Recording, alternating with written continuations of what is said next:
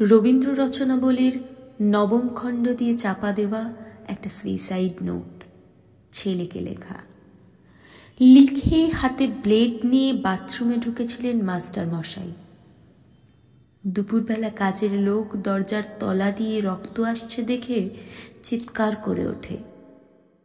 ছেলেকে লেখা এই তার প্রথম এবং শেষ চিঠি। অরণি, আমি বিশ্বাস করি সন্তান পবিত্র জলের মতো, যদিও তোমার সঙ্গে আমার সম্পর্ক ভালো নয়, তবু তোমাকেই লিখে যাই।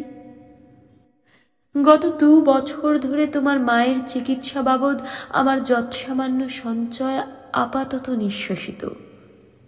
চিকিৎসার ব্যয়ভার আমি আর নিতে পারছিলাম না। জীবনে তোমার টাকা ছুঁইনি, মরেও ছোঁব না।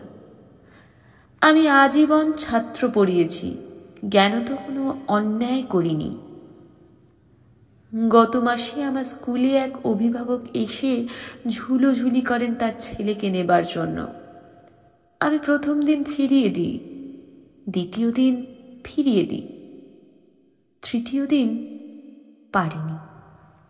তিনি আমাকে একটা বড় খামে 30,000 টাকা দিয়ে চলে যান। সেই টাকায় এই মাসে তোমার মায়ের চিকিৎসা চলছে। জানি না তিনি বাড়ি ফিরবেন কিনা কোনোদিন। ফিরলে বলো, পৃথিবীতে আমার বেঁচে থাকার অধিকার চলে গেছে।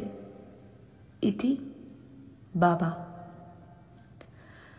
যখন সারাটা দেশ দাঁড়িয়ে আছে টাকার ওপর, তখন রবীন্দ্র রচনাবলী দিয়ে চাপা দেওয়া একটা সুইসাইড নোট।